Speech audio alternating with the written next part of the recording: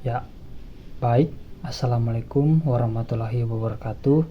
Perkenalkan, nama saya Jan Otniel Pangala dengan stambuk F221-21095. Di sini saya akan mempresentasikan sistem struktur, core, dan sistem utilitas pada bangunan New Tower Media. Di sini saya mengangkat studi kasus. Kenapa saya mengangkat studi kasus? Karena stupa saya masih stupa 4. Ya, baik, lanjut. Sistem struktur yang digunakan dalam New Media Tower yang berada di Universitas Multimedia Nusantara adalah sistem struktur rangka baja. Sistem ini dipilih karena memiliki beberapa keunggulan, antara lain: yang pertama, kuat dan kokoh; kedua, ringan dan mudah dipasang; ketiga, dapat divariasikan sesuai kebutuhan; keempat, ramah lingkungan. New Media Tower memiliki tinggi 44 meter dan terdiri dari 12 lantai.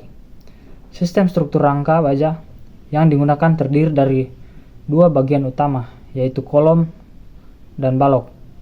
Kolom-kolom baja yang dipasang secara vertikal berfungsi untuk menahan beban vertikal dari bangunan, sedangkan balok-balok baja yang dipasang secara horizontal berfungsi untuk menahan beban horizontal dari angin dan gempa.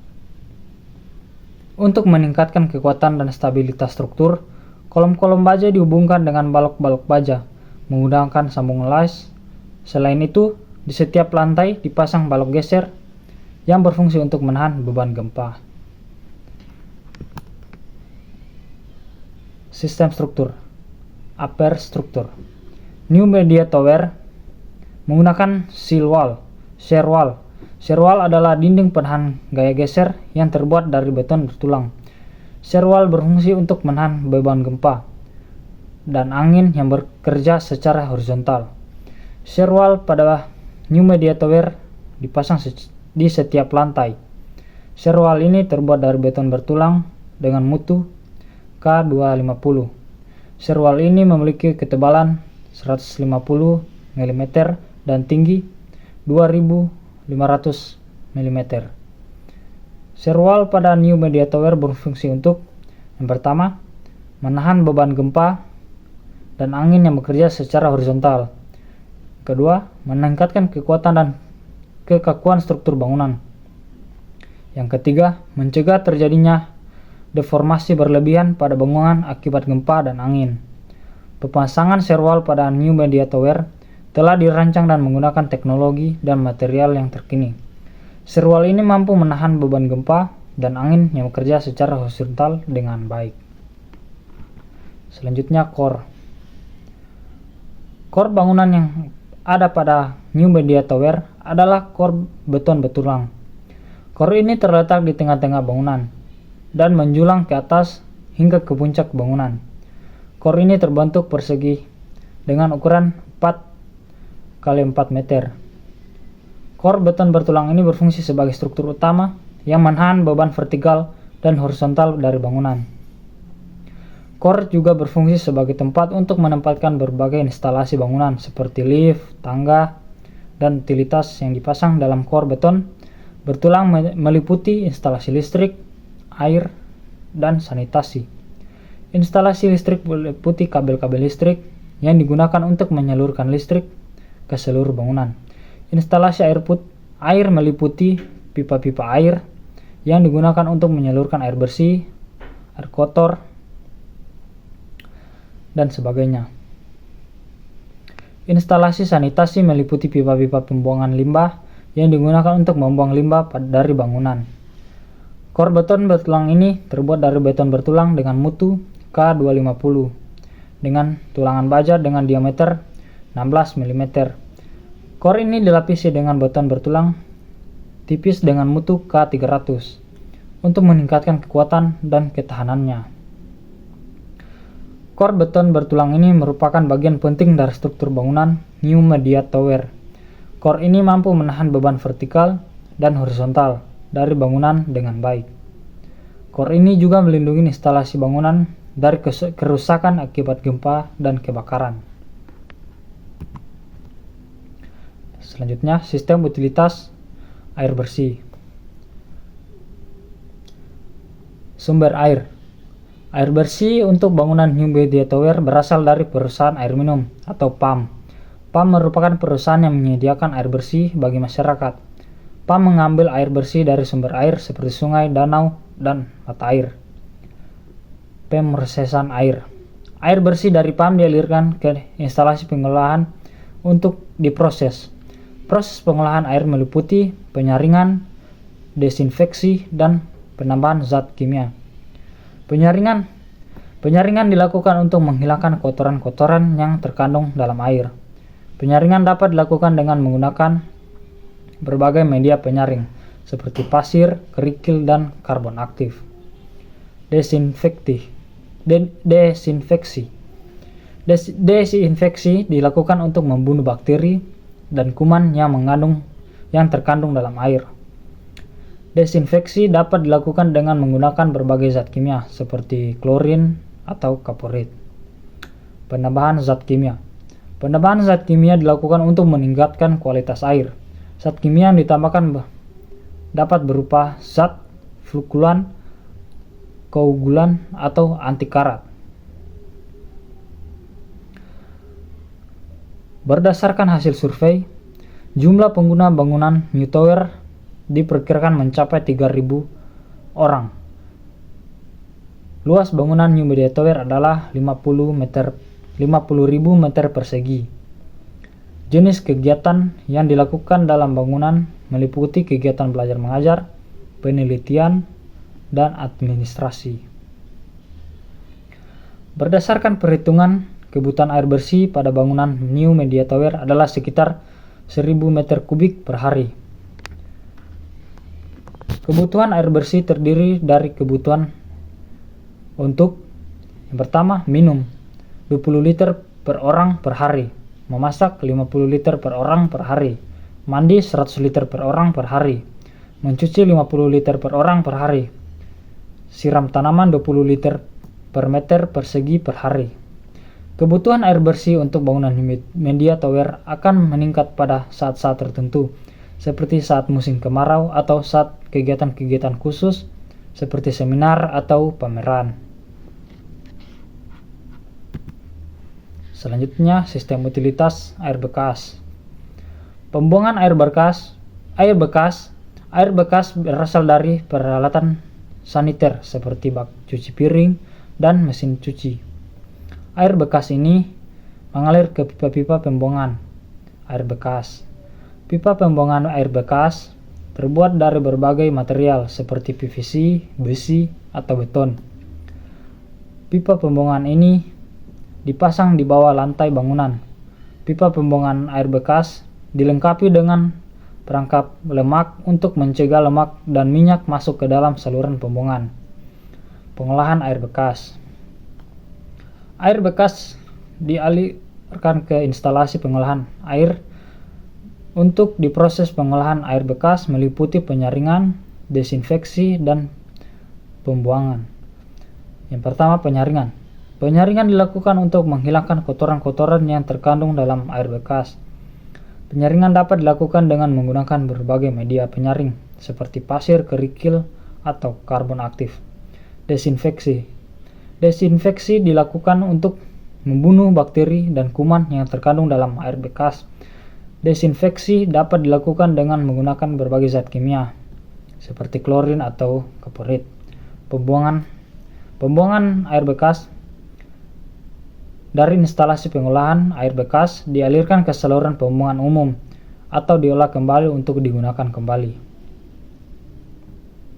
Air olahan dari instalasi pengolahan air bekas dialirkan ke pembuangan umum melalui resapan atau diolah kembali untuk digunakan kembali untuk menyiram tanaman dan lain-lain. Sistem utilitas air kotor. Pembuangan air kotor. Air kotor berasal dari toilet. Air kotor ini mengalir ke pipa-pipa pembuangan air kotor. Pipa pembuangan air kotor terbuat dari berbagai material seperti PVC, besi, atau beton. Pipa pembuangan air kotor dipasang di bawah lantai bangunan. Pipa pembuangan air kotor ini dilengkapi dengan perangkap lemak untuk mencegah lemak dan minyak masuk ke dalam saluran pembuangan. Pengolahan air kotor. Air kotor dialirkan ke instalasi pengolahan air kotor untuk diolah. Proses pengolahan air kotor meliputi penyaringan, desinfeksi, dan pembuangan. Penyaringan dilakukan untuk menghilangkan kotoran-kotoran yang terkandung dalam air kotor. Desinfeksi dilakukan untuk membunuh bakteri dan kuman yang terkandung dalam air kotor. Pembuangan air olahan atau air kotor. Air kotor dari instalasi pengolahan air kotor dialirkan ke saluran pembuangan umum. Sistem utilitas air kotor pada bangunan New Media Tower dirancang dengan teknologi dan material terkini. Sistem ini mampu memenuhi standar kesehatan dan keselamatan yang berlaku. Selanjutnya, sistem utilitas proteksi pemadam kebakaran. Alarm kebakaran. Alarm kebakaran pada bangunan New Media Tower menggunakan sistem alarm suara dan cahaya. Alarm kebakaran ini dipasang di setiap lantai bangunan. Sprinkler pada bangunan New Media Tower dipasang di setiap lantai bangunan. Sprinkler dipasang di langit-langit bangunan dengan jarak yang telah ditentukan. Pada bangunan New Media Tower menggunakan sistem sprinkler otomatis. Sistem sprinkler otomatis ini akan bekerja secara otomatis jika suhu di sekitar sprinkler mencapai titik tertentu. Selanjutnya, hidran. Hidran pada bangunan New Media Tower dipasang di luar bangunan. Hidran dipasang di lokasi yang mudah diakses oleh petugas pemadam kebakaran. Hidran pada bangunan New Media Tower dilengkapi dengan keran yang dapat digunakan untuk mengalirkan air ke selang pemadam kebakaran. Selanjutnya, pemadam api ringan. Pemadam api ringan pada bangunan New Media Tower diletakkan di setiap lantai bangunan. Pemadam api ringan diletakkan di lokasi yang mudah dijangkau oleh pengguna bangunan. Kompartementasi. Pada bangunan New Media Tower dibagi menjadi beberapa kompartemen. Kompartemen ini dibatasi oleh dinding tahan api. Dinding tahan api pada bangunan New Media Tower terbuat dari beton bertulang. Dinding tahan api ini memiliki ketebalan yang telah ditentukan. Selanjutnya, jalur evakuasi. Bangunan New Media Tower dilengkapi dengan jalur evakuasi yang memadai. Jalur evakuasi pada bangunan New Media Tower dilengkapi dengan penerangan yang memadai dan bebas dari hambatan. Jalur evakuasi pada bangunan ini memiliki lebar yang telah ditentukan. Selanjutnya, sistem utilitas tata udara gedung. Unit pendingin udara atau AC. Unit pendingin udara atau AC pada bangunan New Media Tower menggunakan sistem pendingin udara split. Sistem pendingin udara split adalah sistem pendingin udara yang terdiri dari dua unit, yaitu unit indoor dan unit outdoor. Adapun pada bangunan New Media Tower menggunakan sistem pendingin udara water cooler chiller. Sistem pendingin udara ini adalah sistem pendingin udara yang menggunakan air sebagai media pendingin. Unit ventilasi. Unit ventilasi pada bangunan ini menggunakan sistem ventilasi alami dan mekanis. Sistem ventilasi alami adalah sistem ventilasi yang memanfaatkan aliran udara. Sistem ventilasi mekanis adalah sistem ventilasi yang menggunakan alat mekanis untuk mengalirkan udara. Sistem ventilasi alami pada bangunan ini menggunakan jendela dan pintu. Jendela dan pintu yang dibuka akan memungkinkan udara segar masuk ke dalam ruangan dan udara kotor keluar dari dalam ruangan. Sistem ventilasi mekanis pada bangunan ini menggunakan unit fan coil. Unit atau FCU adalah unit yang berfungsi untuk mengalirkan udara ke dalam ruangan. Unit yang terakhir, filtrasi. Unit filtrasi pada bangunan New Media Tower menggunakan filter HEPA. Filter HEPA adalah filter yang mampu menyaring partikel-partikel berukuran kecil seperti debu, asap, dan kuman. Selanjutnya, sistem utilitas transportasi dalam gedung. Saf sampah. Pada sistem pengolahan saf sampah pada gedung ini diperlukan adanya tempat sampah di luar maupun di dalam gedung agar tidak adanya sampah yang berserakan di area gedung. Sistem pengolahan sampah pada gedung tinggi diperlukan yang namanya trash chute. atau shaft sampah dalam core sebagai jalur pembuangan sampah. Kita bisa lihat diagramnya. Pertama, pengunjung membuang sampah pada tempat yang telah disediakan atau pada shaft sampah, mengumpulkan dan membawanya ke area tipikal sampah. Petugas kebersihan mengumpulkan sampah yang telah terkumpul di area tipikal sampah, membawa sampah yang telah dikumpul melalui lift barang atau langsung melalui trash chute. Petugas pengangkut sampah mengangkut sampah pada area TPS yang membawanya ke area TPA. Selanjutnya, sistem utilitas transportasi dalam gedung atau lift. Sistem transportasi yang digunakan dalam bangunan akan disesuaikan dengan kebutuhan dan luas bangunan. Bangunan yang tinggi dan luas akan membutuhkan sistem transportasi vertikal yang lebih kompleks seperti eskalator dan eskalator. Bangunan yang lebih kecil dan memiliki luas lantai yang terbatas dapat menggunakan sistem transportasi vertikal yang lebih sederhana seperti tangga. Bangunan New Media Tower memiliki sistem transportasi yang lengkap dan modern. Sistem transportasi vertikal di dalam bangunan ini terdiri dari eskalator dan eskalator. Sistem transportasi di dalam bangunan ini dirancang untuk memudahkan pengguna bangunan untuk berpindah dari satu tempat ke tempat yang lain. Bangunan ini memiliki 10 buah eskalator penumpang dan 2 buah eskalator barang. Eskalator penumpang digunakan untuk mengangkut penumpang, sedangkan eskalator barang digunakan untuk mengangkut barang. Eskalator penumpang di bangunan ini memiliki kapasitas hingga 20 orang. Eskalator ini memiliki kecepatan hingga 2 meter per detik. Eskalator penumpang di bangunan New Media Tower dilengkapi dengan berbagai fitur keselamatan seperti sensor anti kebakaran, sensor anti tabrakan, atau tombol darurat. Eskalator barang di bangunan ini memiliki kapasitas hingga 10 ton. Eskalator ini memiliki kecepatan hingga 1 meter per detik. Eskalator barang di bangunan ini dilengkapi dengan berbagai fitur seperti keselamatan, sensor anti tabrakan, sensor anti kebakaran, dan tombol darurat. Selanjutnya, sistem utilitas transportasi dalam gedung, eskalator. Bangunan New Media Tower memiliki 10 buah eskalator. Eskalator ini terletak di berbagai titik di dalam bangunan, seperti di lobi, di area komersial, dan di area parkir. Eskalator digunakan untuk menghubungkan lantai yang berbeda. Eskalator di bangunan New Media Tower memiliki lebar 1,5 meter dan panjang 20 meter. Eskalator ini memiliki kecepatan hingga 0,75 meter per detik.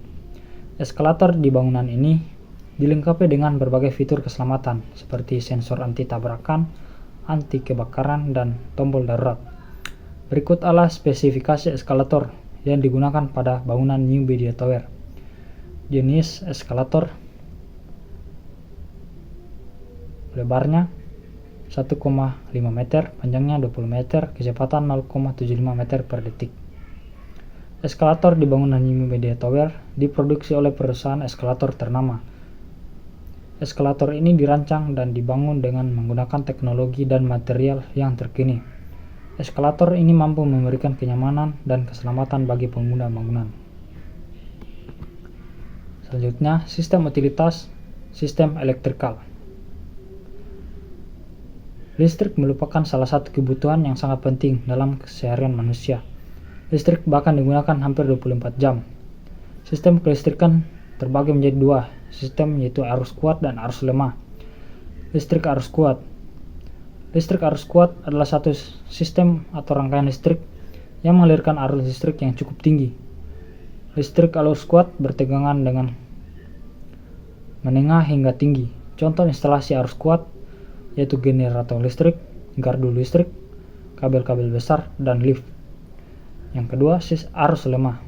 Listrik arus lemah adalah suatu sistem atau rangkaian kelistrikan yang mengalirkan arus kecil atau arus lemah.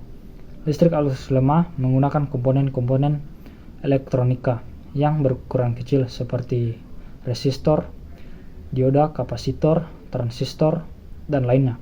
Contoh instalasi arus lemah seperti televisi, radio, komputer, laptop, atau alat elektronik lainnya. Sekian dari presentasi saya. Terima kasih.